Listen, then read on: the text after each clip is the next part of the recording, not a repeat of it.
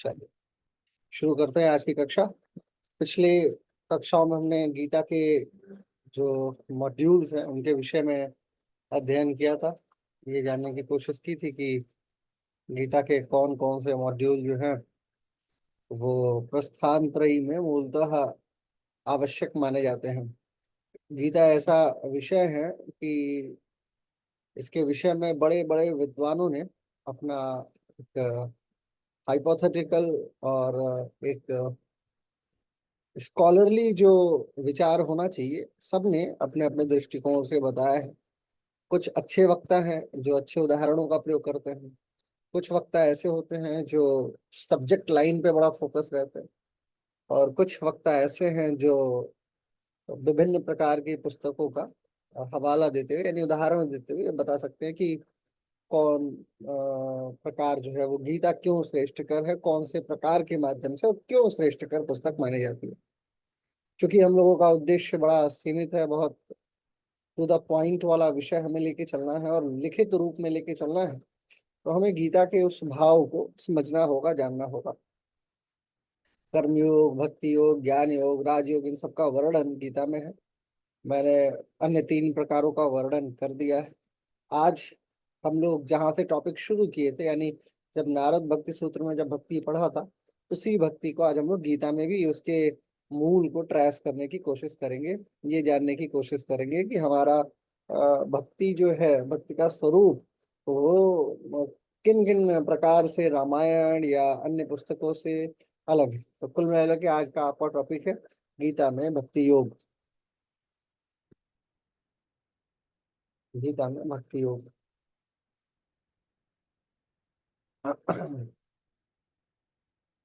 गीता में भक्ति योग या भक्ति शब्द भी अगर कहीं यूज हो रहा है, किसी भी कॉन्टेक्स्ट में अगर यूज होता है, तो हमें एक चीज हमेशा ये समझ के रखना है कि भक्ति जो शब्द बनता है ये मूलतः पाणिनि व्याकरण के भज सेवायाम धातु से ही बनता है। तो अपने माइंड में ये बात हमेशा बना के रखिए कि भज सेवायाम धातु भक्ति शब्द के लिए कारक माना जाता है।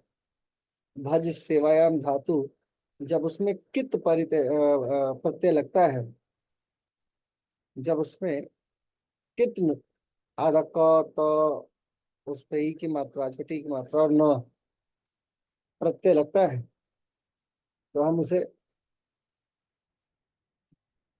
उसे सेवा, उपासना, साधना के अर्थ में लेते हैं और इसी से भक्ति शब्द की उत्पत्ति होती है।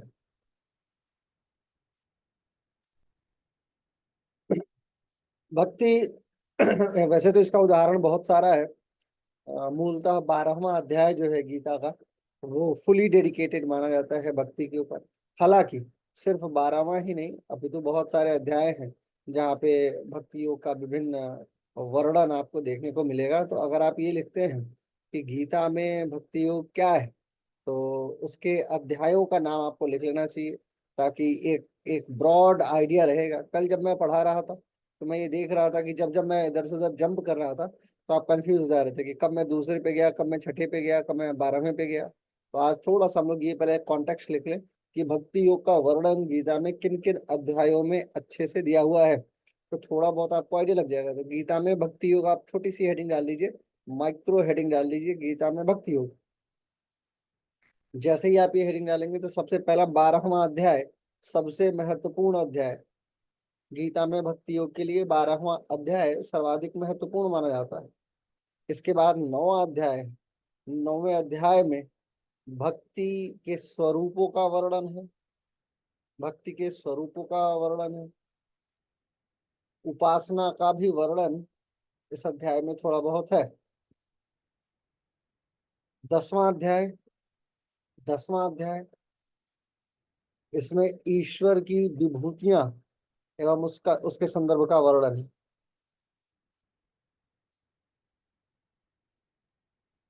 ईश्वर की विभूतियां एवं उनका संदर्भ। 18वां अध्याय भक्ति के फल से संबंधित है और यही अंतिम अध्याय होता है। 11वें अध्याय में भी कुछ बातें हैं, भक्ति एवं भक्ति के तत्व ज्ञान का वर्णन है। भक्ति एवं भक्ति के तत्व ज्ञान का वर्णन है।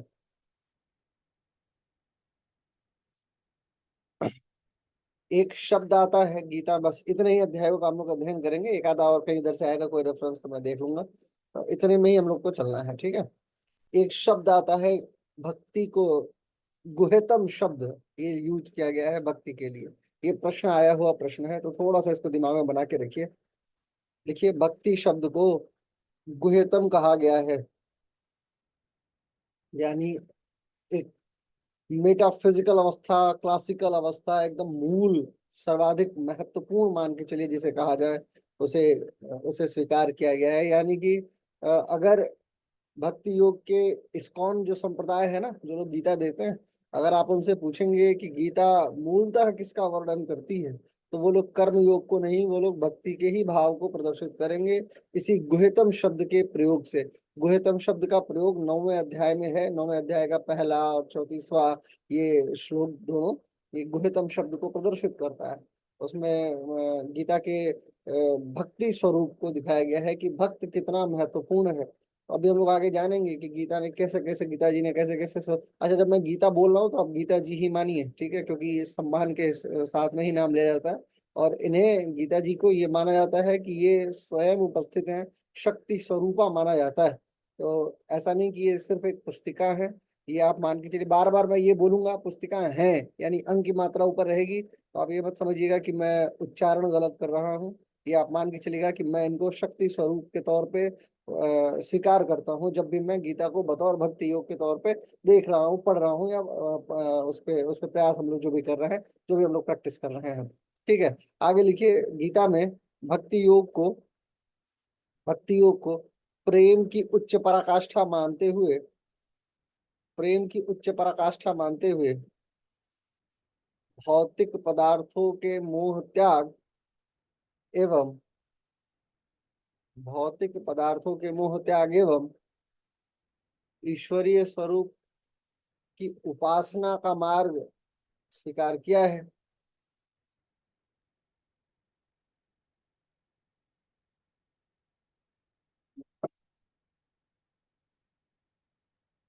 आगे लिखिए, भक्ति योग की भक्ति योग की सर्वाधिक महत्ता इस बात की है, गीता के अनुसार चल रहा है सब ये। भक्ति योग की सर्वाधिक महत्ता इस बात की है कि भक्त भक्त पूर्णतः समर्पित हो जाता है, ईश्वर के प्रति पूर्णतः समर्पित हो जाता है,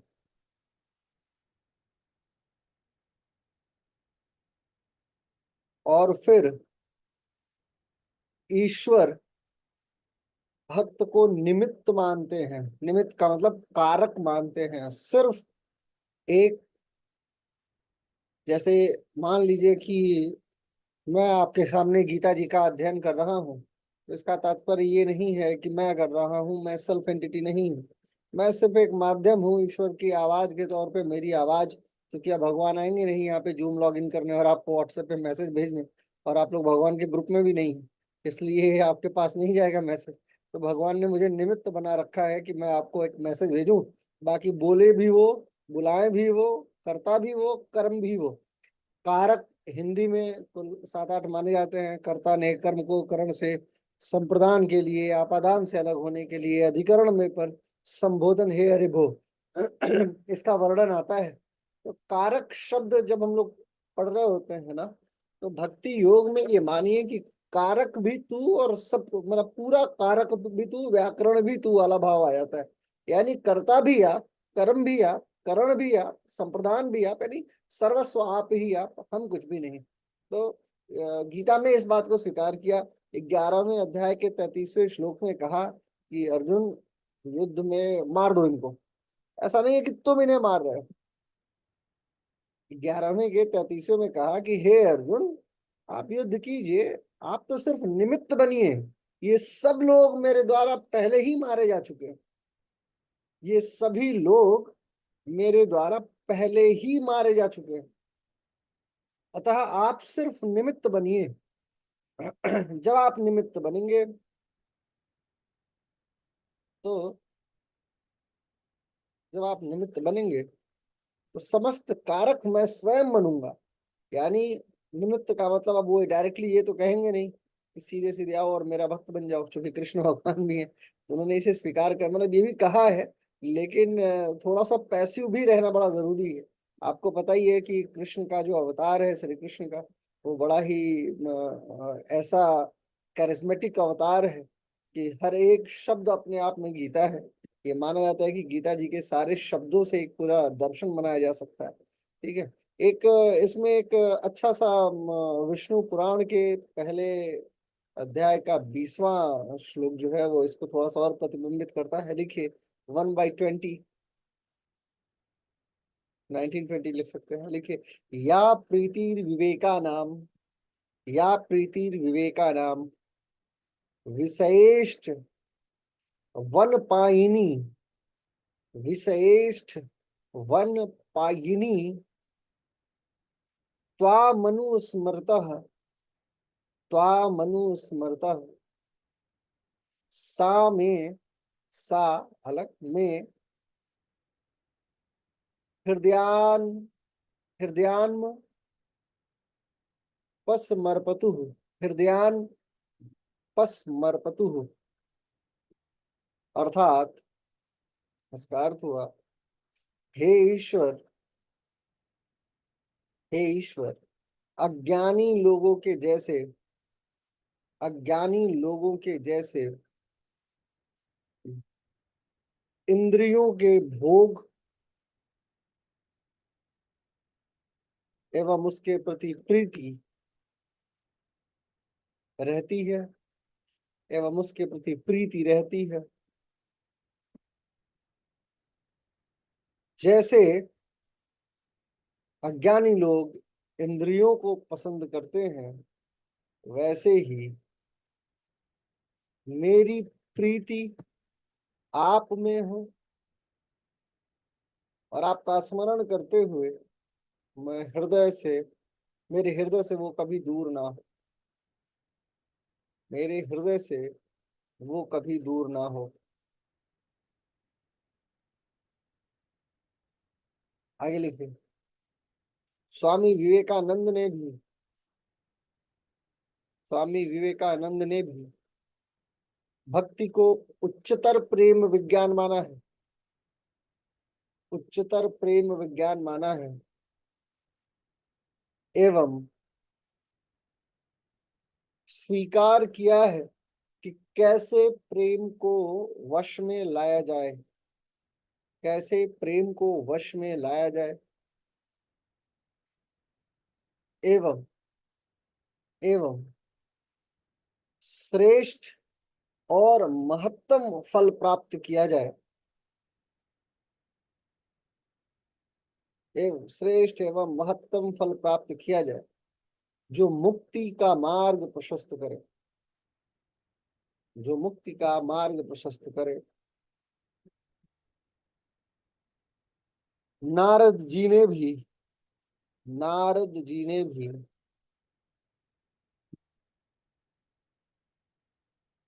परम प्रेम रूप को ही भक्ति माना है, ईश्वर के प्रति परम प्रेम रूप को ही भक्ति माना है। दूसरा ही सूत्र,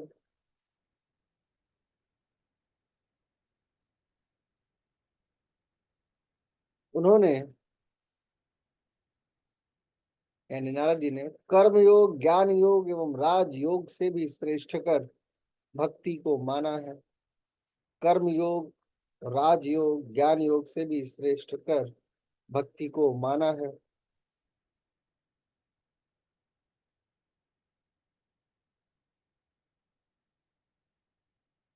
आगे लिखे, भक्ति के प्रकार, टाइप्स ऑफ भक्ति।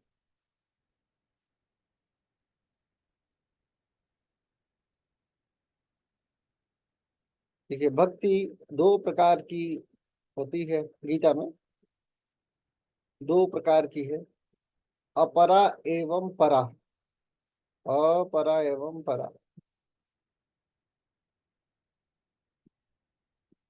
देखिए, मनुष्य की प्रीति जब, मनुष्य की प्रीति जब सांसारिक वस्तुओं से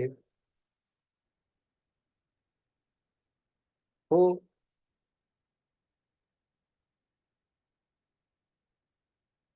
सांसारिक लोगों से हो, सांसारिक लोगों से हो, जैसे पति पत्नी का प्रेम, है ना, माता पुत्र का प्रेम, दादी और नाती का प्रेम, है ना, इस तरीके वाला जो प्रेम है सांसारिक लोगों से हो, वो अपरा के तहत आता है, अपरा भक्ति के तहत आता है।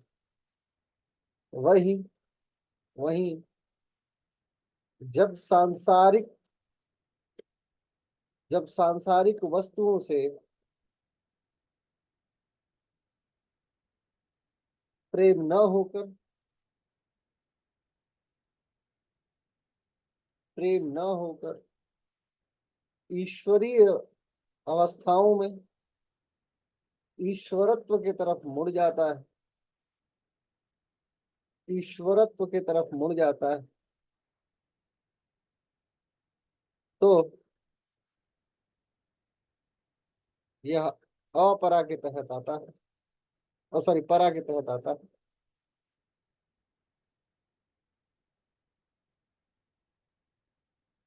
18वें अध्याय के 54वें श्लोक के अनुसार, 18/54 के अनुसार, ब्रह्म में एक भाव होने से या एक भाव करने से योगी प्रसन्नचित्त होता है, योगी प्रसन्नचित्त होता है। वो ना किसी के लिए शोक करता है, वो ना किसी के लिए शोक करता है, न आकांक्षाएं करता है। ऐसा समभाव वाला योगी, ऐसा समभाव वाला योगी मेरी पराभक्ति को प्राप्त होता है। सम सर्वेषु भूतेषु मदभक्ति लभ्यते पराम। ये लाइन भी रट्टा मार सकते हैं आप, बिल्कुल रिपीट करता रहा हूं, लिख लो। समः सर्वेषु भूतेषु मद भक्ति लभ्यते पराम। देखो गीता के सारे श्लोक याद करना बड़ा मुश्किल है, लेकिन इतना भी मुश्किल नहीं है। हमारे यहाँ तो बनारस में आप जाएंगे तो 9 9 10 10 साल के जो बच्चे हैं, उनको पूरी गीता याद है। हमारे यहाँ गीता में एक चैंपियनशिप होती है, गीता श्लोक की प्रतियोगिता। आपको शायद यूट्यूब पे मिल जाएगा। और ये छोटे छोटे बच्चे, जैसे आप लोग अंताक्षरी खेलते हैं ना, गाना गा के अंतिम शब्द आया, इंग्लिश में छोड़ दिया, हिंदी में छोड़ दिया, मूवी नेम बताओ, शोले, फिर लॉ से आया तो लकड़हारा, ऐसे करके नाम वाला खेलते हैं ना। ऐसे ही गीता में है, गीता में श्लोक से खेलते हैं हमारे। एक श्लोक को बोला, अंतिम शब्द आया, उससे गीता का कोई श्लोक बोलना होता है। और 700 श्लोकों में से तकरीबन हर शब्दों से ऐसा श्लोक निकल जाता है, और बच्चे क्या एक्सपर्ट, एक एक चीज इसके विषय में जानते हैं। परंतु मैं समझ सकता हूँ, अब आपका दिमाग इतना एक्टिव नहीं रहा कि वो पूरी 700 श्लोक की गीता याद कर ले। तो आपका क्या, हमारा भी नहीं रहा, हम भी बहुत सारी चीजें भूल गए। एक समय में ऐसा था कि मैं भी धारा प्रवाह गीता बोलता था। तो कुछ कुछ श्लोक जो है वो याद किए जा सकते हैं, ठीक है। तो और कुछ श्लोक का मतलब, जैसे सिद्ध सिद्धियो समो भूत्वा समत्वम योग उच्यते, फिर कर्मण्येवाधिकारस्तु माँ फलेषु कदाचन, ऐसे क्लासिकल जो लाइन है ना, उन्हीं क्लासिकल लाइनों में से ये 18वें का 54वां श्लोक भी है। समः सर्वेषु भूतेषु मद्भक्ति लभ्यते पराम। ये लाइन याद रख लीजिए, आप लिख लीजिए इसको, लिखिए, समः सर्वेषु भूतेषु मद्भक्ति लभ्यते पराम। और अगर इसको इसके ऊपर वाली भी लिखेंगे, ये तो नीचे वाली लाइन थी, ऊपर वाला भी अगर इसको पूरा श्लोक पढ़ते हैं तो ऐसे होता है, ब्रह्म भूतः प्रसन्नात्मा न सोचती न कांक्षति, है ना। फिर से बोलता हूँ, देखिए, ब्रह्म भूतः प्रसन्नात्मा न सोचती न कांक्षति, यानी न सोचती है न आकांक्षा करती है, न सोचती न कांक्षति। समः सर्वेषु भूतेषु मद्भक्ति लभ्यते परा। समः सर्वेषु भूतेषु मद्भक्ति लभ्यते पराम। अब जब ऐसी बताया है कि ऐसी पराभक्ति को प्राप्त होता है, तो हाँ जी, बोलिए बोलिए। सर जैसे फ्लो में आप बोलते हैं, चलो आपकी बचपन की प्रैक्टिस है, हमारे संस्कृत आते हुए भी इतनी अच्छी क्लियर एसेंट नहीं आ पाता, क्यों सर? भाषा ऐसी चीज है। आप अब भोपाल से ना, आप तो भोपाली भाषा आप फ्लो में बोलेंगी, और मैं नहीं नहीं, सीखूं। मेरी संस्कृत जैसे 10th तक तो मैंने संस्कृत पढ़ी हुई है, तो संस्कृत में जितने अच्छे फ्लो में आप बोलते हैं ना, आपका प्रोनाउंसिएशन इतना क्लियर होता है, हमारा ऐसा क्यों नहीं हो पाता? तो उसके लिए क्या तो करना मैं सुबह से शाम तक एक ही काम है ना। अब आप ग्वाले से पूछ रही हैं कि गाय तुमको क्यों मानती है, तो वो ग्वाला क्या उत्तर देगा? ग्वाला ये बोलेगा कि मैं सुबह उठता हूँ तो पहुंच जाता हूँ गाय के पास, धोता हूँ उसे, नहलाता हूँ, उसका गोबर उठाता हूँ, फेंकता हूँ, दूध निकालता हूँ, बेचता हूँ, लाता हूँ, वही खाता हूँ, वही पीता हूँ, वही सोता हूँ, तो मैं क्या बताऊं कि दूध में फास्फोरस क्यों जाते हैं? तो या दूध में कैल्शियम क्यों जाते हैं? कहने का मतलब है कि अभ्यास जो है ना, वो किसी को भी बेहतर बनाता है। ठीक है, अभ्यास कुल मिला के इसका उत्तर है। अगर आप लंबे समय तक किसी चीज का अभ्यास करेंगी तो वो आपको उत्कृष्ट है? बना। मेरा ये कहने का मतलब है कि जैसे मैं भी गीता, श्रीमद् भागवत गीता पढ़ती हूँ, तो हाँ, उसका जो वर्डिंग, मतलब जैसे कैसे पढ़ना चाहिए, वो जैसे आप बोलते हो ना। आप मानेंगे नहीं, आप मानेंगे नहीं। देखिए, एक और आपको उदाहरण बता रहा हूँ। एक बार क्या हुआ, इसी यूट्यूब के चैनल पे हमारे, आप देखिएगा, एक विद्वान है, मैं नाम ले रहा हूँ, सर का नाम है संस्कृत भारती के। संस्कृत भारती एक संस्थान है भारत में, संस्कृत के प्रमोशंस के लिए बड़ा कार्य किया उन लोगों ने। तो उनको मैंने आमंत्रित किया। तो जब मैं उनका उच्चारण सुना ना, संस्कृत के शब्दों को, तो मैं मेरे को बड़ी शर्म आई कि बताओ, मैं मेरे को लगता था कि मैं ही अच्छा बोलता हूँ, लेकिन इससे भी उत्कृष्ट लोग हैं।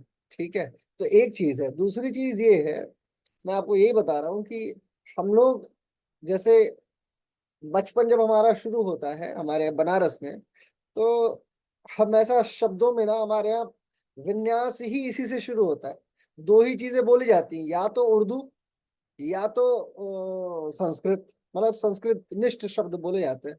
तो हमारे, अब तो मैंने बड़ा कंट्रोल कर लिया है, नहीं तो मेरी भाषा प्रवाह में ऐसा था कि उर्दू के भी व्यापक शब्द हुआ करते थे। फिर धीरे धीरे मैंने उसको शिफ्ट किया संस्कृत के साथ में। तो उर्दू और संस्कृत निष्ठ शब्द।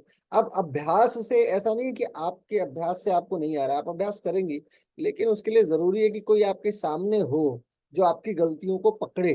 जैसे मैं आज तक ये बात जानता हूं कि ज्ञ शब्द नहीं पढ़ते, ज्ञ से ज्ञानी नहीं होता, ज्ञान पढ़ते हैं उसे। ठीक है, लेकिन इसे मैं स्वीकार नहीं कर पाया, इसे ज्ञान क्यों पढ़ते हैं। ठीक है, जब भी पढ़ना होता है तो मैं जानता हूँ कि ये शब्द गलत हो रहा है, ज्ञान नहीं पढ़ना है, लेकिन उसके बावजूद भी ज्ञान ही पढ़ने में आनंद आता है, क्योंकि वो मेरे फिर आगे वाली चीजों को ट्रिगर करता रहता है कि नहीं नहीं, ये फिर वो बार बार उसी में जाएगा कि ज्ञान क्यों नहीं बोला। तो हमारी अपब्रिंगिंग इसमें बहुत इन्वॉल्व है।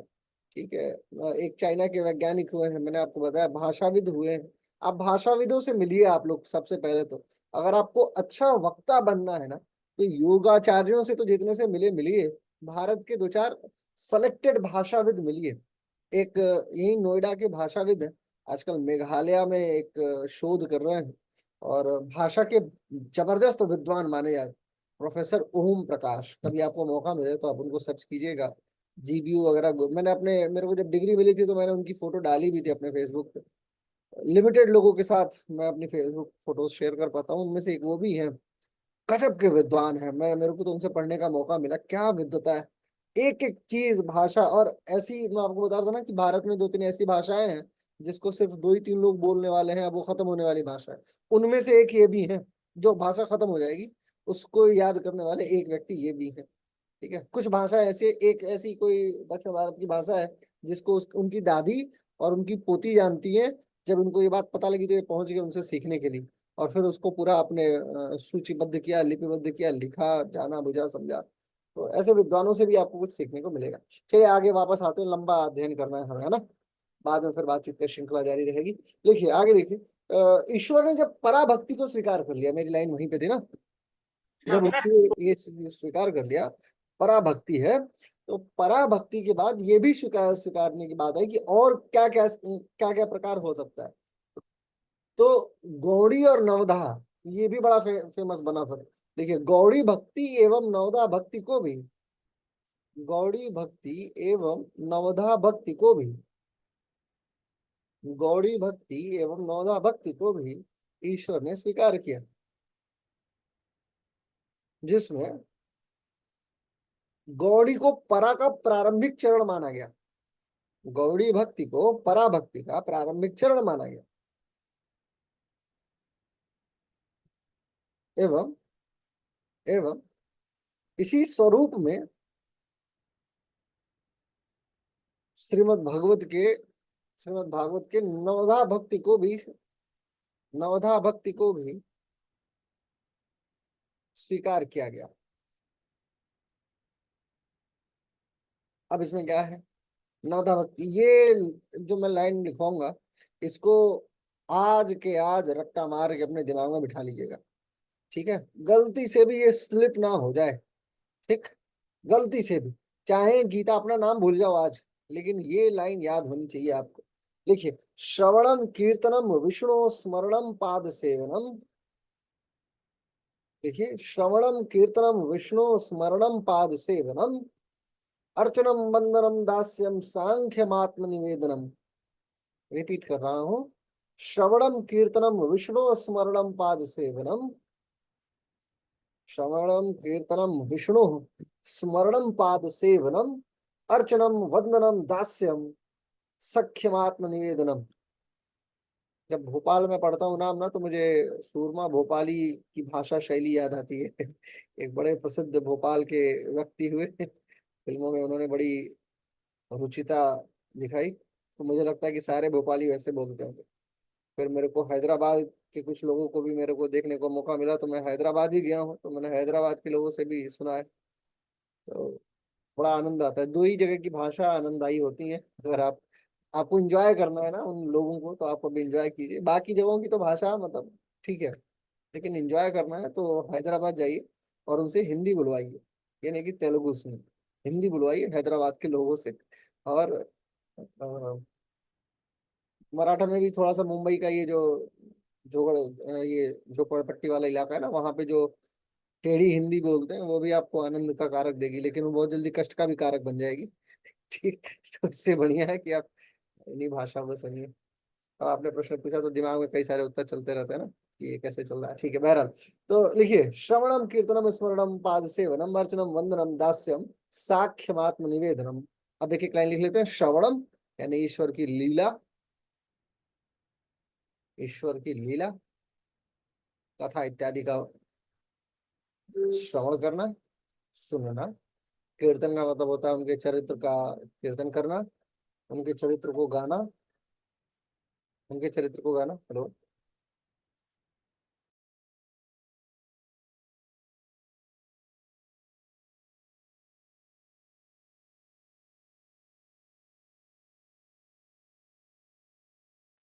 हाँ, तो श्रवणम, कीर्तनम, ईश्वर के गुणों का, ईश्वर के पराक्रम का, ईश्वर की विभूतियों का कीर्तन करना, मूलतः यह गायन श्रेणी में होता है।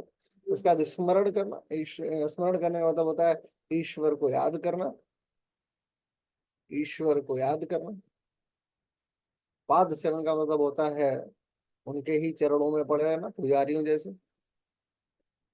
अर्चनम का मतलब ईश्वर का विग्रह विन्यास करना, अर्चना करना।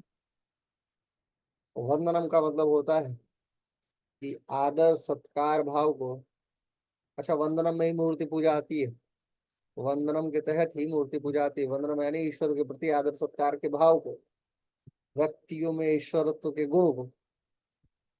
एवं जैसे ये होता है ना कि हमारे गुरु जी असल में भगवान है ना। एक ऐतिहासिक, छत्तीसगढ़ से कोई है इस कक्षा में? एक ऐतिहासिक व्यक्तित्व हुए हैं, बिरसा मुंडा जी, 1899 के आसपास में हुए थे, और एक विद्रोह हुआ था अंग्रेजों के खिलाफ। तो बिरसा मुंडा जी जो थे, उन्होंने स्वयं को ये बोला था कि मेरे को ठाकुर ने भेजा है और मैं ही भगवान, है ना मेरे को। तो बाद में उनको वहाँ की जो आदिवासी कम्युनिटी है, चूंकि उनके तीर चलाने की विलक्षण क्षमता थी, वो उड़ते थे, पेड़ से उड़ के तीर से मार देते थे, तो अंग्रेज अधिकारी जो है वो मर जाया करता था। उनसे, उनके आसपास में और भी लोग हुए हैं, सिद्धू कान्हू और ऐसे और भी लोग हुए थे, लेकिन बिरसा मुंडा ने अपने आप को बड़ा स्थापित किया। तो आज भी उनको अब राजनीतिक कारणों से धीरे धीरे उनका भगवान का स्वरूप स्वीकार किया गया। और वहाँ की लोकल जनता, जैसे मराठी लोगों के सामने अगर आपने शिवाजी को अगर कुछ भी बोला तो युद्ध हो जाएगा, ठीक वैसा ही छत्तीसगढ़ में है। यानी अगर आपने एक भी शब्द बोला बिरसा मुंडा भगवान के प्रति, चाहे बिरसा मुंडा भगवान भी नहीं बोला, तो भी आपके लिए कष्ट का कारक बनना तय है जनजातीय क्षेत्रों में। ठीक है, तो ये एक क्षेत्रीयता में ईश्वरीय स्वरूप माना जाता है। हालांकि उनके कृत्य ऐसे थे कि ईश्वरत्व के बराबर माना, ईश्वरत्व से प्रेरित माना जा सकता है। लेकिन ये भाव जो ईश्वरीय भाव आता है, ये वंदन भाव के तहत ही आता है। इसी में हम स्वीकार करते हैं, वंदनाएं करना शुरू कर देते हैं। यानी हम सब में आपके पास विलक्षण क्षमताएं हैं, इसलिए आपको हम ईश्वरत्व के तौर पे देखते हैं। जैसे तमाम लोग जो जीवित हैं, जो गुरु जीवित हैं, उन्हें भी लोग भगवान मानते हैं। अब जैसे श्री श्री रविशंकर गुरु जी के जो शिष्य हैं, वो उनको भगवान बोलते हैं। जो जग्गी वासुदेव गुरु जी हैं, उनके शिष्य उनको भगवान बोलते हैं। तो अच्छा, दो चीज और है। एक व्यक्ति जो माने माने आप श्री श्री रविशंकर जी को भगवान बोल रहे हैं, और आपके सामने अगर किसी ये दिल्ली वाले जो बड़े बड़े गुरु जी हैं, इनकी फोटो अगर आपके सामने आ जाए, तो आपको लगेगा कि अरे ये कैसे भगवान हो गए, मेरे गुरु जी असली भगवान। ये एक समझ रहे हो आप। अभी ये जो धन निरंकार वाले जो लोग आते हैं, दिल्ली में एक सभाएं होती हैं, तकरीबन लाखों लोग आते हैं उनके समागम में। तो उसमें परिवारवाद अब शुरू हो गया। पहले वो गुरुजी थे, एक दूसरे बड़ी सी पगड़ी लगाते हैं। उसके बाद उनकी पत्नी थी, फिर अब उनकी बेटी आ गई है। वो अमेरिका वगैरह से पढ़ाई करके आई हैं, लेकिन अब चूंकि उनसे उनके गुरु से लोग जुड़े हुए हैं, तो अब उनको ही भगवान मान के देखते हैं कि अरे यही भगवान है। ठीक है, तो वो पहले लंदन वगैरह रही, पढ़ाई वढ़ाई की, अब आ गई। तो ये भाव कैसे आता है? ये भाव जन्म लेता है वंदना के ही भाव से। यानी जब आप स्वरूप देखने लगते हैं किसी चीज में, जो स्वरूप आप किसी जीवित में देख रहे हैं, वही स्वरूप आप अपने बॉटल में, अपने फोन में, अपने मोटरसाइकिल में, अपने कार में, टार्जन में अजय देवगन जी को देखा जाता है ना, कि टार्जन नहीं है, मेरी भगवान है ना। वो भगवान वाला भाव कैसे आया उस गाड़ी के अंदर? ऐसे ही आता है। तो ये जो भावों का परिवर्तन है, ये मूलतः वंदन का ही मेजर एस्पेक्ट है। अब बात आती है दास्य भाव की। दास्य भाव लिखिए अगला। दास्य भाव, दास्य का मतलब होता है ईश्वर का दास समझना स्वयं को। ठीक है, ये बंगाल में आप देखे होंगे कि बंगाल के लोग जो होते हैं, वो नाम ऐसा ही रखते हैं ना, फलाने दास। ठीक है। उमा जी, बड़े दिनों बाद आपके दर्शन हुए, कहाँ थी आप?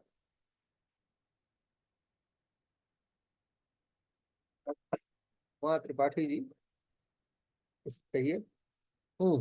तो समझे, कहने का मतलब ये है कि अब शक्तिकांत दास, ये जो दास शब्द बाद में टाइटल लगना शुरू हुआ ना, ये वही वही वाला दास है जो ईश्वरत्व भाव को स्वीकार करता है अपने बॉस के तौर पे। यानी अपने सब कुछ ईश्वर को समझना और स्वयं को दास समझना। साख्य भाव अंतिम भाव है।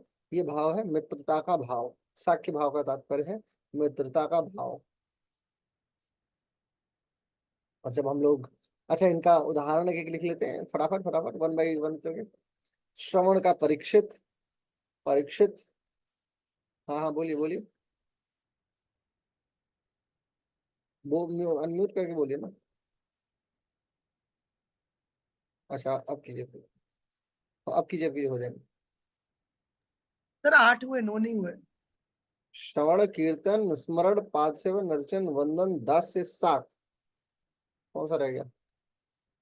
रिपीट करता हूँ, श्रवणम कीर्तनम विष्णु, है ना। श्रवण कीर्तन स्मरण पाद सेवन अर्चन वंदन दास से साख्य, और आपने आत्मनिवेदन। आत्मनिवेदन। उदाहरण लिख रहे हैं हम लोग, उदाहरण लिख लीजिए। परीक्षित, परीक्षित श्रवण के, कीर्तन के सुखदेव, सुखदेव। इसके बाद स्मरण के, मेरे प्रभु आएंगे, जरूर आएंगे, प्रहलाद, प्रहलाद। पाद सेवन, हनुमान जी भी हैं और लक्ष्मी जी भी हैं। ताकत इतनी, इसी पे किसी शायर ने कहा ना, किसी कवि ने कहा कि ताकत इतनी कि क्षण भर में लंका पार कर जाए, क्षण भर में पर्वत उठा के चले आए, और शालीनता इतनी कि चरणों में बैठे, है ना। ये बहुत कठिन माना जा सकता है कि अगर आपके पास पावर आए और आप इतने इतने आप डाउन टू अर्थ अर्थ हो जाए। उसके बाद आता है अर्चन। अर्चना की थी राजा पृथु ने। पृथु, अगर ये सब कहानी नहीं जानते हो तो अपनी दादियों से संपर्क करें। ठीक है, अपनी दादियों से अगर आप लोग की ये सब कहानी हम लोगों के बचपन में ही सुना दी जाती हैं, आप भी सुनिए, नहीं आती है तो मैं ये कभी सुना दूंगा आपको। ठीक है, फिर वंदन। वंदन का एक उदाहरण है अक्रूर जी महाराज। अक्रूर जी महाराज, काग भुसुंडी जी महाराज। वंदना में काग भुसुंडी जी महाराज। दास्य भाव में अगेन हनुमान जी को कोट कर सकते हैं। दास्य भाव हनुमान जी। साख्य भाव में वही अपने अर्जुन जी। और आत्मनिवेदन में राजा बलि। ये न बद्धो बलि राजा दानवेंद्रो महाबला। ये पढ़ते हैं कि नहीं आप? किसके किसके हाथ में ये बंधा हुआ है दिखाना जरा। ये बंधा हुआ है दिखा। एक देखो, दो के हाथ में बंधा हुआ है, क्या योगा टीचर बनोगे तो तुम। तीन चंदन चौधरी के हाथ में, तीन लोगों के हाथ में बंधा। आज ही इसको, अगले दिन जब भी पूजा करो तो पहले जाके पंडित से ये बंधवा लो। चार लोगों के हाथ में देखिए, ये इसमें मंत्र बांधा जाता है। मंत्र जब बांधते हैं ना तो ये मंत्र बोलते हैं। हाथी की चार, अंजू जी के भी हाथ में चार लोगों का, इसमें पांच लोगों का मिला अभी इतने लोगों में 20 लोगों में। मंत्र है ये न बद्धो बलि राजा दान वेंद्रो महाबला। लिखना नहीं है, बस मैं बता रहा हूँ कि जैसे महाराजा बलि को आपने बांध दिया है ना, वैसे मतलब उनको, राजा बलि की कहानी इतनी शानदार है, आप कभी सुनिएगा। दान वेंद्रो महाबला, दानियों में। अच्छा ये बताओ मेरे को, पांच प्रसिद्ध दानियों के नाम बताओ, इंटरेस्टिंग है। पांच प्रसिद्ध दानियों के नाम बताओ भारतीय। हाँ हाँ, अनम्यूट कीजिए। सर कर्ण है एक तो। कर्ण है, चलिए ठीक है। एक ये आदमी एक ही बताए, बस हो गया हो गया, एक बता लिया। अब दूसरा मौरध्वज। है। मौरध्वज, और ध्वज। राजा मौरध्वज। अच्छा ठीक है, और बताइए। सर राजा हरिश्चंद्र। राजा हरिश्चंद्र, चलिए स्वीकार। हरिश्चंद्र तो वैसे सत्यवादी जहाँ माने जाते हैं। सर दान तो सब कुछ कर दिया था। दान तो कर देता ना कि सत्यवादी की उनका उनका उनकी पदवी ही है अकेले। सत्यवादी फिर कोई और नहीं होता ना अगर हरिश्चंद्र, क्योंकि जब भी सच बोलो तो बोलते बहुत बड़े राजा हरिश्चंद्र हुए हो क्या। इसका मतलब कि सत्यवादिता में उनका कोई तोड़ नहीं। तो सत्यवादिता की उनकी वो मत छीनिए। आओ जल्दी आओ, फिर खींच के फिर कंप्लीट किया जाए। 40 हो गए, बताओ जल्दी। सर नचिकेता के पिता, नाम मैं भूल गया। आखिर उनको दान कर दिया था ना यमराज को। वो तो नेगेटिव दान था, वो तो गुस्से वाला था दान, है ना। और नेक्स्ट, और कोई।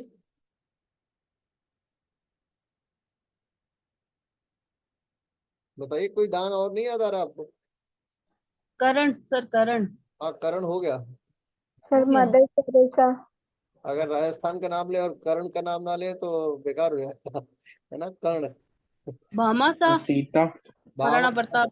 ठीक है भामा। आधुनिक नहीं, आधुनिक नहीं, प्राचीनता। सीता जी। नहीं, वो सर मदर टेरेसा। कौन है मदर टेरेसा वाला भाई? सर मैं हूँ मोनिका। नहीं नहीं, मदर टेरेसा दान में मत लाइए। मदर टेरेसा एक पॉलिटिकल फेम मानी जाती है ना। उनसे अगर आप माने ईसाइयत में ही अगर जाएंगी तो उनसे बड़े बड़े हुए हैं लोग। मदर टेरेसा को मतलब पॉलिटिक्स ने बड़ा अपग्रेड किया। तो फिर सर उन्हें नोबेल प्राइज क्यों दिया गया? नोबेल नोबेल नोबेल को कुछ मैं मानता हूँ क्या? नोबेल कोई है क्या? है, नोबेल शांति पुरस्कार कुछ नहीं है। नोबेल भी एक वैज्ञानिक थे, और नोबेल को शांति पुरस्कारों की बात थोड़ी हो रही है यहाँ पे। रमण कुमार थी क्या? सनातन परंपरा में बताइए मेरे को कि कुछ ऐसे नाम जो अद्भुत हो। सर श्रवण कुमार भी थे क्या? नहीं, श्रवण कुमार तो पितृभक्त में आए थे।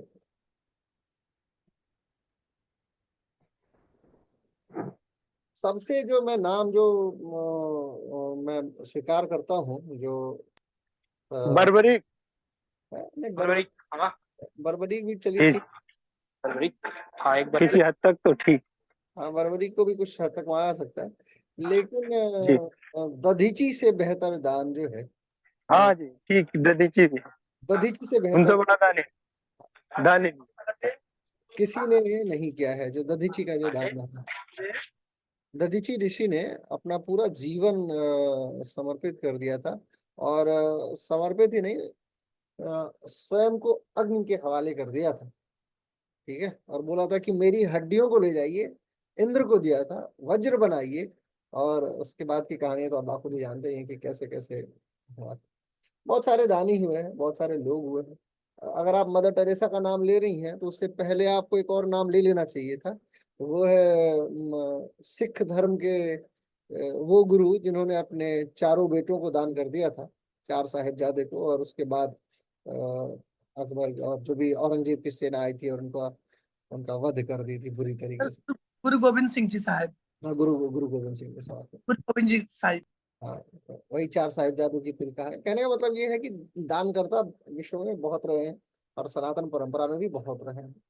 ठीक है, आइए बैक टू पवेलियन वापस करते हैं। अच्छा, जब नवधा भक्ति का हम जब भी नाम लेते हैं, तो आपको बाखो भी पता है फेवरेट श्लोक मेरा अरण्य कांड का, है ना।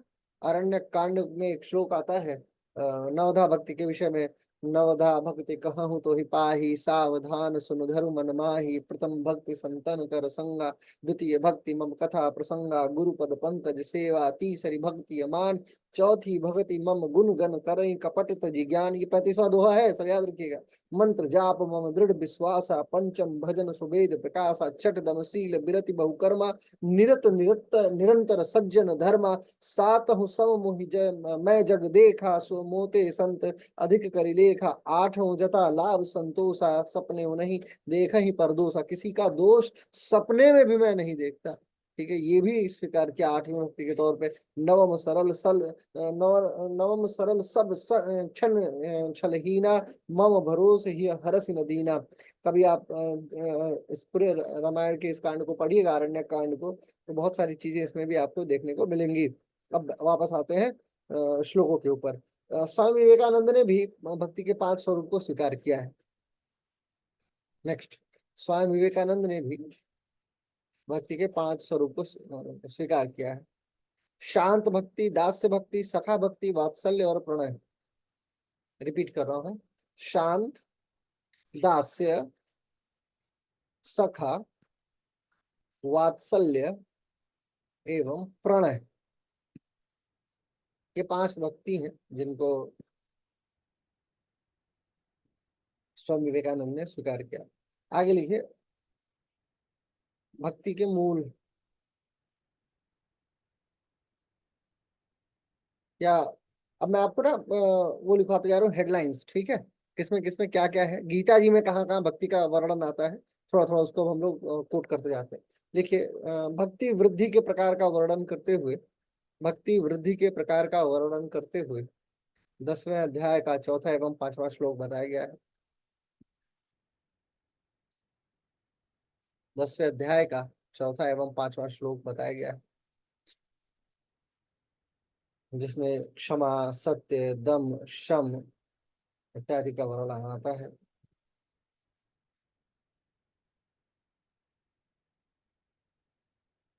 दसवें अध्याय के 7वें एवं 8वें श्लोक में भी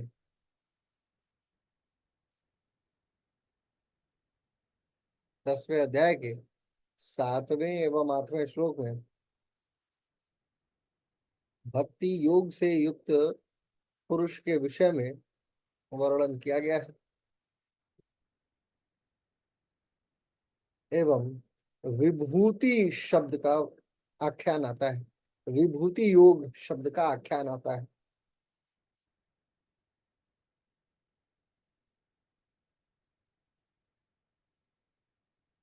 दसवें अध्याय के 9वें एवं 10वें श्लोक में भक्त के परमेश्वर में लीन होने से ईश्वर को जान लेने का वर्णन आता है। 10वें एवं 11वें श्लोक में ही भक्ति योग से बुद्धि योग की प्राप्ति का भी कारक माना गया है। तेषाम सतत युक्तानाम भजता प्रीति पूर्वकम ददामि बुद्धि योगम तम येन मापयान्ति ते।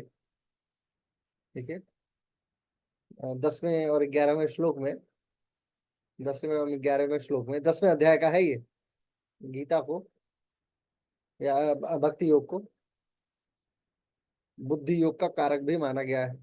भक्ति योग को बुद्धि योग का कारक भी माना गया है।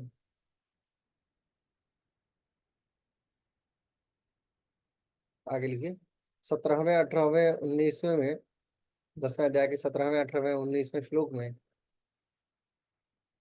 अर्जुन ईश्वर से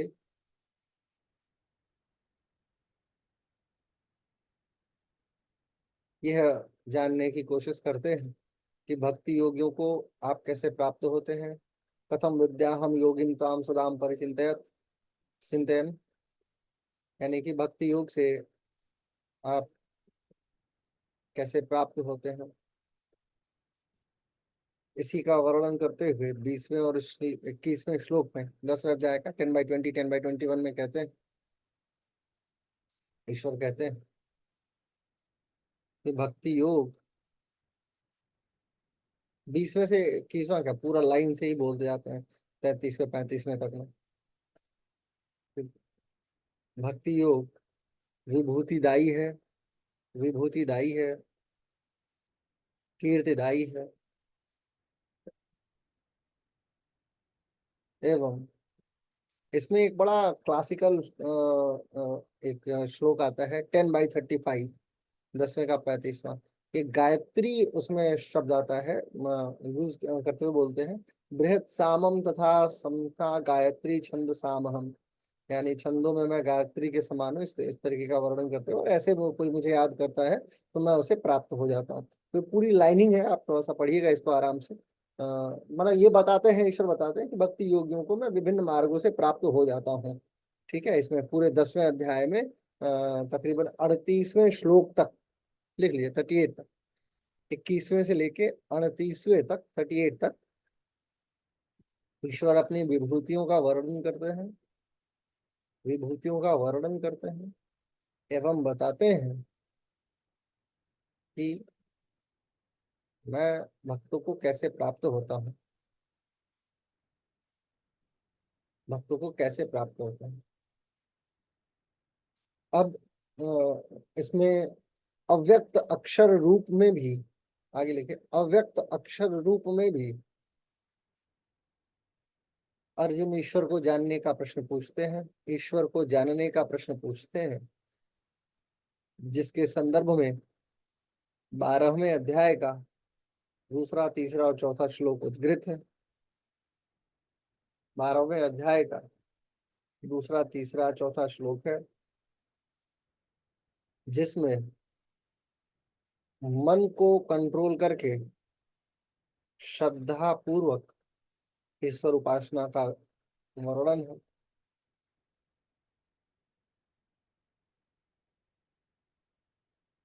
नौवें अध्याय में ही ईश्वर ने, आगे लिखे, 9वें अध्याय में ईश्वर ने सगुण भक्ति का भी वर्णन किया है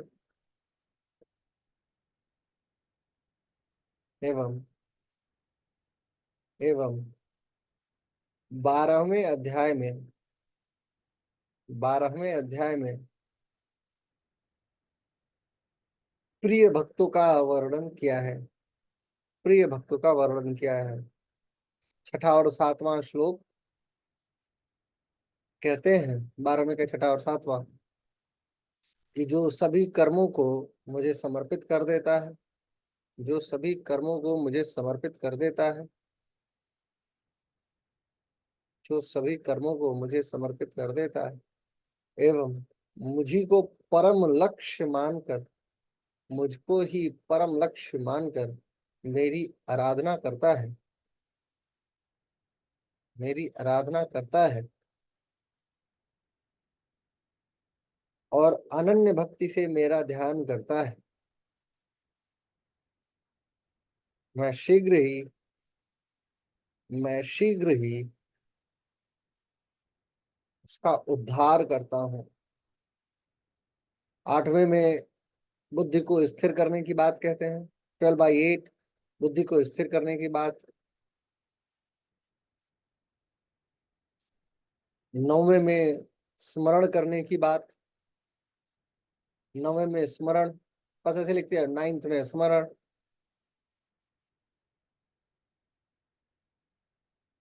उसके बाद 11वें में 12/11 में सेवा कार्य का वर्णन। 12वें का 12वां 12/12 most important in the classical. लिखिए, शारीरिक अभ्यास से श्रेष्ठ ज्ञान, शारीरिक अभ्यास से श्रेष्ठ ज्ञान, ज्ञान से श्रेष्ठ ध्यान, ध्यान से श्रेष्ठ कर्मफल, कर्मफल त्याग को माना गया है।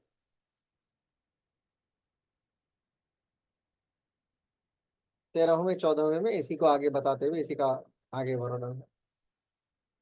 13वें 14वें में इसी का आगे वर्णन है, कैसे कर्मफल त्याग करें, कैसे दृढ़ता पूर्वक ईश्वर में अपने भावों को स्वीकार कर लें, तो इसका वर्णन।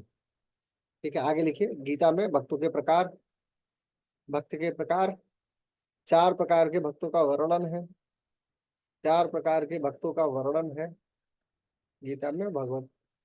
भक्तों के 4 प्रकार का वर्णन है। 7/16 7/16 most important in the classical श्लोक। चतुर्विधा भजन्ते माम जना सुकृतनो अर्जुन आर्त जिज्ञासुरार्थी ज्ञानी च भरतर्षभ। यानी आर्त भक्त नंबर 1, जिज्ञासु नंबर 2, अर्थार्थी नंबर 3, अर्थार्थी नंबर 3 और ज्ञानी नंबर 4।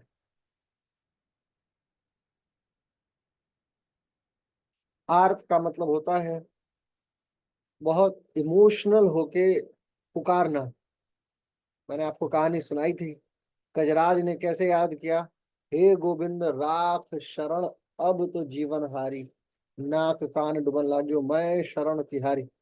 यानी हे गोविंद मेरी रक्षा कीजिए, मैं आपके शरण में हूँ। ऐसे ही द्रौपदी ने बुलाया था।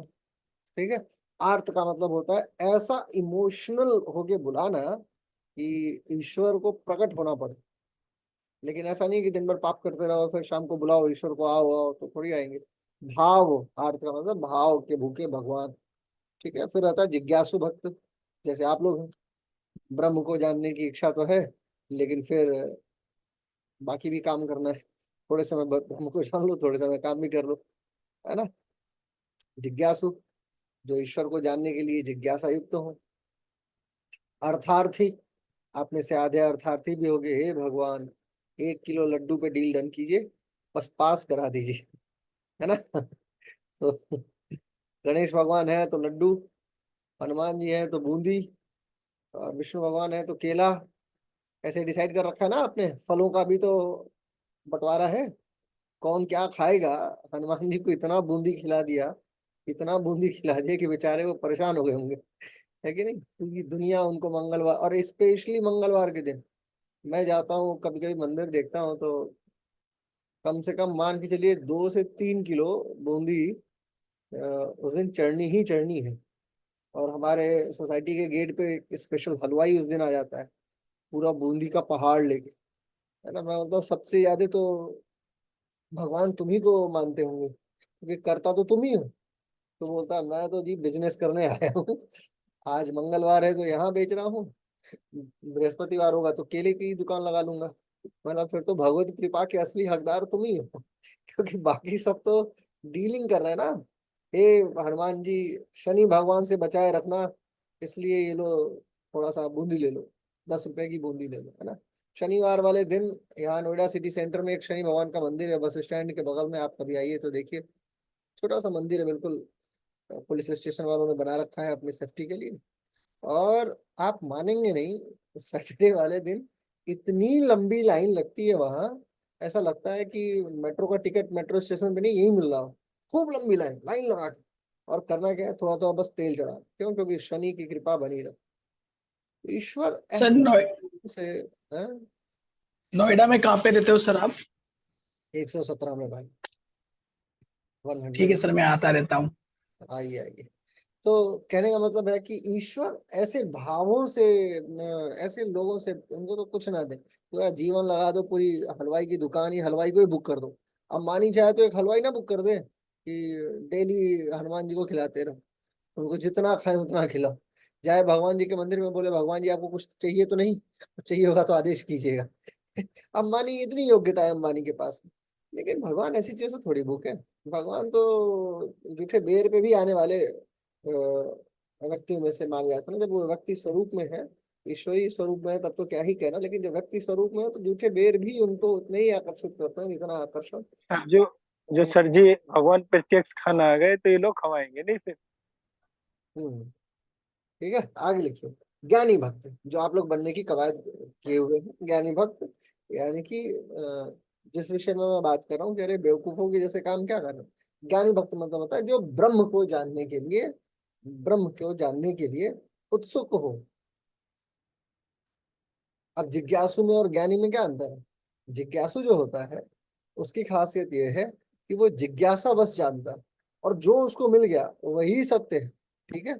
जैसे एक मैंने आपको सुनाया ना कि देवघर में जो शिव जी का मंदिर है, वो जिज्ञासा बस जाता था कि अरे ये आखिर मेरी गाय इस मिट्टी पे दूध क्यों देती है, और जाके 2 लाठी डेली मारता था, डंडे से जोरदार डंडा मारता, और जिज्ञासु था कि आखिर ऐसा हो क्या रहा है। तो शिव जी ने उसे आशीर्वाद दिया। पूरे ब्रह्मांड में शिव जी का एक ही मंदिर है जहाँ पे भक्त का नाम पहले है और ईश्वर का नाम बाद में, क्योंकि उसने वरदान ही यही मांगा था। उसने बोला कि मैं हूँ बैजू और तुम हो नाथ, तो इसका नाम करो बैजूनाथ, यानी मैं आगे तुम पीछे, तुमसे महान रहूंगा मैं। उसने यही मांगा, भगवान ने कहा था तू जाओ मौज लो। अब उस जगह का नाम ही बैजूनाथ धाम है। आप जाइए कभी देवघर में तो आपको देखने को मिलेगा, वहां पे महाशिवरात्रि आप अलौकिक आनंद से प्रेरित होंगे। हालांकि वहाँ जो एक समुदाय है ब्राह्मणों का, जो बड़ा खतरनाक यूज करता है और टेक्निक लगाते हैं वो लोग। लेकिन मीनवाइल आपकी श्रद्धा भक्ति एक अलग अलग लेवल की चीज है ना। तो ये है भक्तों का प्रकार जो ईश्वर ने बताया है। जिज्ञासु। ज्ञानी भक्त वो होता है जो, ये जितने भी बड़ी दाढ़ी बड़े बाल वाले लोग आपको दिखते हैं, ये सब ज्ञानी भक्त के तहत आते हैं। ईश्वर को जानते हैं और जानने के प्रयास में लगे रहते हैं, यानी सबसे सीरियस भक्त भगवान इन्हीं को मानते हैं। यानी ये नीट वाले जो बच्चे होते हैं ना, कि नीट की प्रिपरेशन कर रहे हैं, तो वो ज्ञानी भक्त की श्रेणी में। और हम लोग जिज्ञासु भक्त, नेट वाले जिज्ञासु, नीट वाले ज्ञानी, है ना। क्योंकि हमारा काम हो गया तो ठीक है, नहीं तो दुकान तो चली रही है। ये होता है। ये ऐसा इस तरीके का हिसाब किताब है। टीटीसी वाले जो स्टूडेंट है उनके साथ भी यही है ना, कि हमारी दुकान चलती रहनी चाहिए, एक आधा डिग्री मिलती रहे, कोई दिक्कत नहीं। और बाकी जो लोग होते हैं जो एक्चुअल ज्ञान वाले हैं, वो उसी में लगे रहते हैं। यानी आप में से किसी का उद्देश्य ये नहीं होगा अभी तक, बाद में हो जाए तो ईश्वर जाने, कि आपको ब्रह्म की प्राप्ति करनी है कि नहीं करनी। करनी होगी फार बेटर है। लेकिन अभी आपको सिर्फ एक चीज फोकस करना है कि गीता में भगवान ये बता दो हाथ पर जोड़ के, कहाँ कहाँ क्या क्या आपने कहाँ कहाँ भक्ति फेंक रखा है। ठीक है, सर सामने बैठे हुए हैं, सर का काम है उसको कलेक्ट करना, और हम लोग का काम है उसको डेटाबेस में अपने फीड कर लेना। आधा भूल जाएंगे, आधा याद रहेगा। इतना याद रहेगा कि नवधा भक्ति आपने कहीं कह रखा है, आर्त जिज्ञासु अर्थार्थी और ये कह रखा है, इतने में काम हो जाएगा, बाकी सब हो जाएगा। ठीक है, बाद में देखेंगे बुढ़ापे में कि हमें आप चाहिए कि नहीं चाहिए, विल डिसाइड लेटर। अभी तो हमें एक सर्टिफिकेट दिला दो जिसको यूजीसी देती है ना, या शिवम सर देते हैं, जो भी, बस इतने में आपका काम हो जाए। तो ये अंतर है। ठीक है, अब आगे लिखिए। गीता में भक्ति योग की महत्ता, छोटी सी हेडिंग है, क्विकली 4 लाइनें लिख लेते हैं। भक्ति योग को श्रेष्ठ कर माना गया है, 6/47, 12/2। भक्ति योग को श्रेष्ठ कर माना गया है, 6/47, 12/2। इसको सुगम माना गया है, 9/26, 9/27, 9/28। भक्ति योग को सुगम माना गया है, यानी इजीली अवेलेबल है, 9/26, 9/27, 9/28। भक्ति योग को शीघ्र सिद्धि वाला माना गया है, 12/7। 12/7 शीघ्र सिद्धि वाला माना गया है। भक्ति योग से समता की प्राप्ति होती है, जो आपके संविधान में भी लिखा है। ददामि बुद्धि योगम तम येन मापयान्ति 10/10 समता की प्राप्ति। ज्ञान की प्राप्ति 10/11 ज्ञान की प्राप्ति। पापों का नाश 18/66 पापों का नाश। भक्ति योग से संतुष्टि की प्राप्ति 10/9 10/9 संतुष्टम सततम योगी ही 12/14 शांति की प्राप्ति। भक्त परम शांति को प्राप्त हो जाता है। कैसे?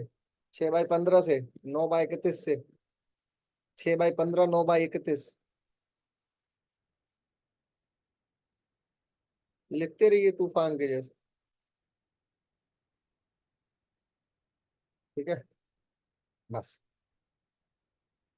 इतने में आपका भक्ति योग गीता में अथ श्री भक्ति योगम संपूर्णम भवति।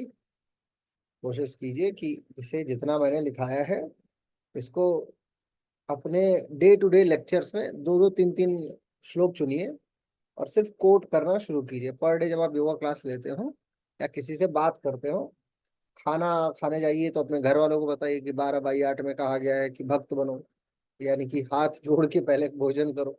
यानी अगर आप यूज करना चाहें तो अपने आप को पर डे कहीं ना कहीं यूज कर सकते हैं इस चीज को।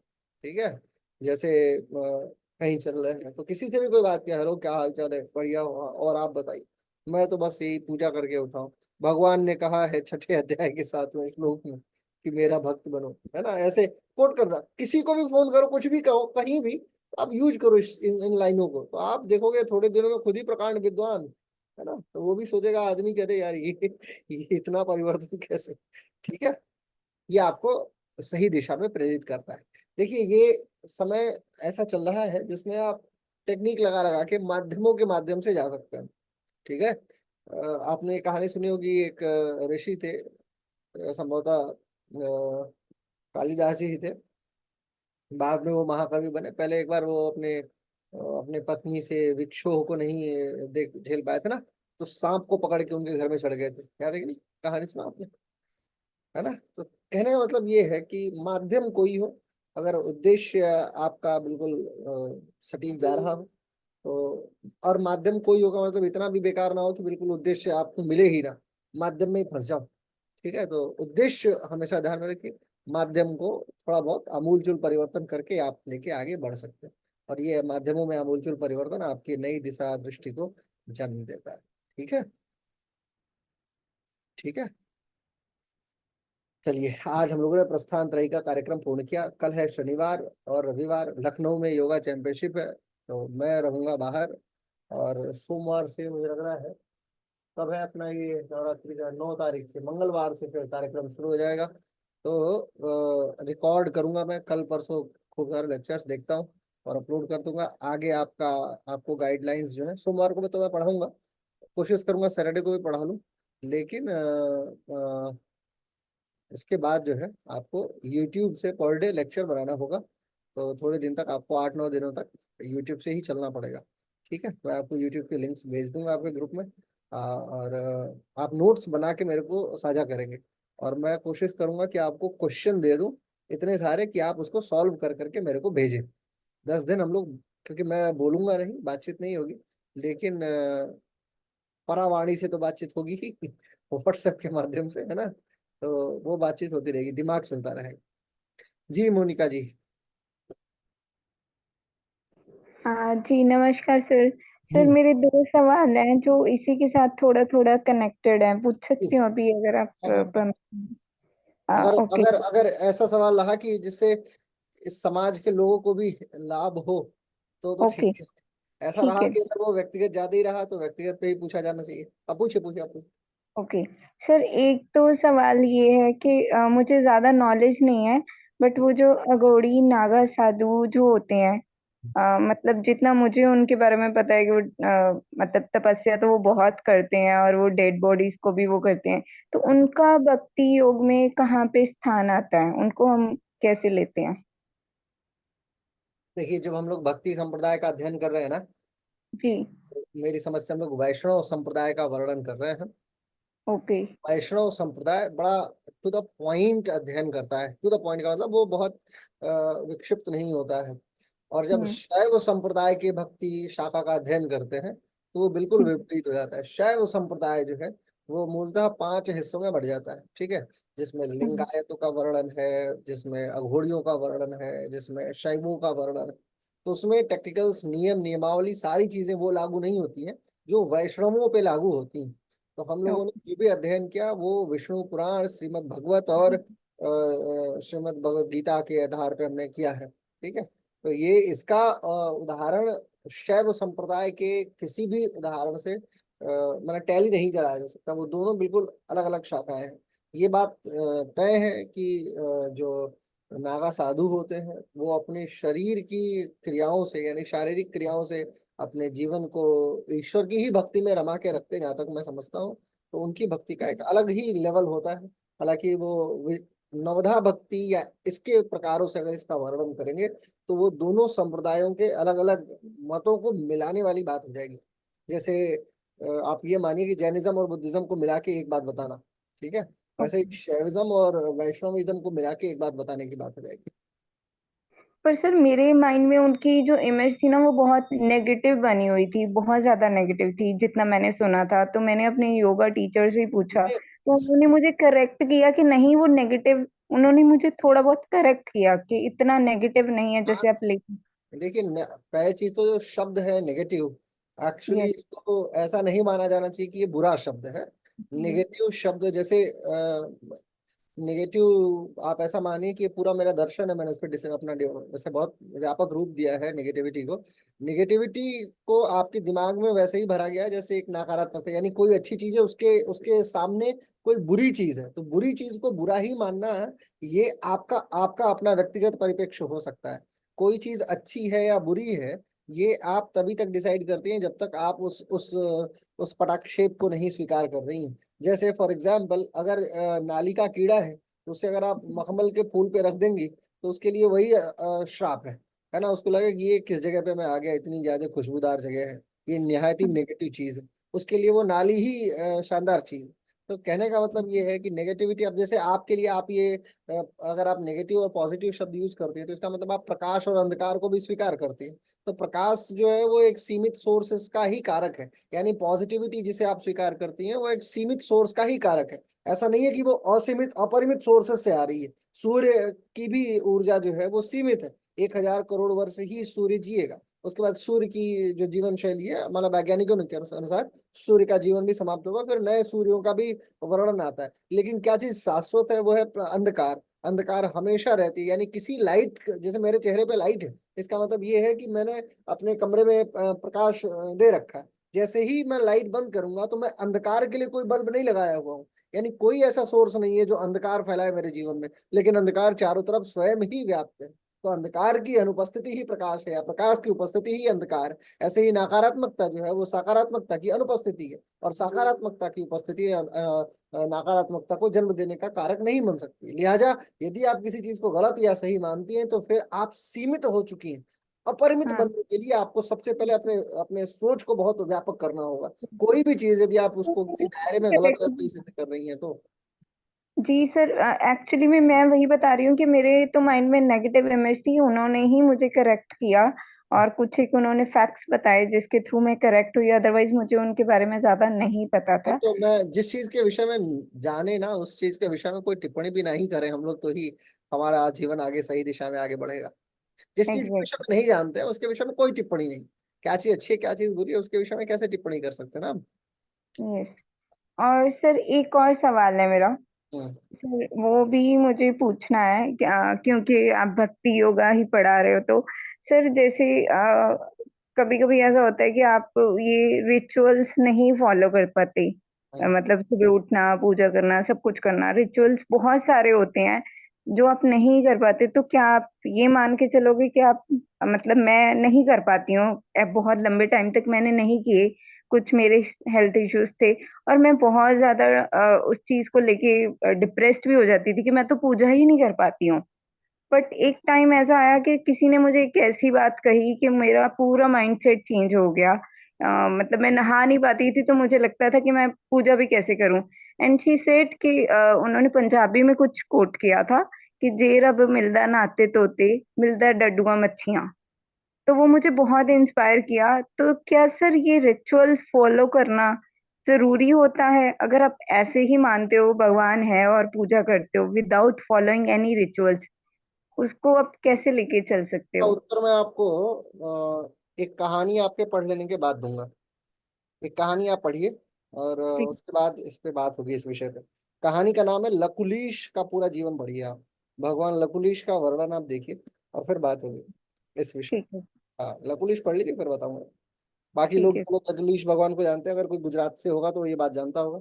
शंकर भगवान को पकड़ लेते थे और डंडे से कई डंडा मारते थे, खाओ ये खाना क्यों नहीं खाओगे। और शंकर भगवान को प्रकट होना पड़ता था खाने के लिए। ठीक है, तो पढ़िएगा आपको, फिर उसके बाद मैं बताऊंगा आपको इस विषय में। हाँ चंदन जी बोलिए, 2 मिनट और समय है, 1 मिनट समय कीजिए। कि आप बोल रहे थे कि नवरात्रि में आप लोगों को साधना के लिए बतलाएंगे, यही कहना था। हाँ यार देखो, ये बात तो ये इम्पोर्टेंट बात है। साधना मुझे बतानी थी आप लोग को। चलो देखता हूँ, मैं कोशिश करूंगा कि आप लोगों से भी कुछ साधना करवाऊं मैं। ठीक है, कोशिश रहेगी मेरी कि मैं आप लोगों को भी कुछ टास्क दूं और अंत में हम लोग साथ में ऑनलाइन हवन किया जाए। आप अपने, मैं आपको कुछ सामान लिखवा दूंगा, आप अपने अरेंज कर लेना। मैं अपने हवन करूंगा तो आपको भी हवन करा दूंगा, जोड़ लूंगा आपको अपने इसी जूम से। हाँ? एक तो ये हो गया। दूसरा माध्यम ये हो जाएगा कि जो साधनाएं मैं करूंगा उसी साधनाएं में मैं आपको भी इन्वॉल्व करा लूंगा। सुबह सुबह एक टास्क दे दूंगा, शाम तक कंप्लीट करके आप मेरे को बता देना। ठीक है, कि हो गया कि नहीं हुआ। नहीं होगा तो कुछ और किया जाएगा, कुछ और ऑप्शन है। ठीक है, मैं देखता हूँ, कोशिश रहेगी कि साधना हो जाए। कितने लोग चाहते हैं कि साधना हो जाए, मैं थोड़ा सा देखूं तो सही। पवनी बग्गा, रेखा बत्रा, अजय सिंह, राणा जी, गणेश जी, चंदन जी। ठीक है ठीक है, 5 भी होंगे तो काम हो जाएगा। 5 हों बस, है ना। 5 लोग हो जाएंगे तो काम हो जाएगा, बाकी लोग नए हो तो कोई दिक्कत नहीं। ठीक है, चलिए फिर आज की कक्षा समाप्त करते हैं। शांति पानी। ओम विश्वानि देव सवितर्दुरितानि परासु यद्भद्रं तन्यासु। ओम शांति शांति शांति सर्व अरिष्ट सुशांतिर्भवतु। बात रख करके थैंक यू सो मच। कल मिलते हैं अगर समय रहा तो। ठीक है, थैंक यू सो मच।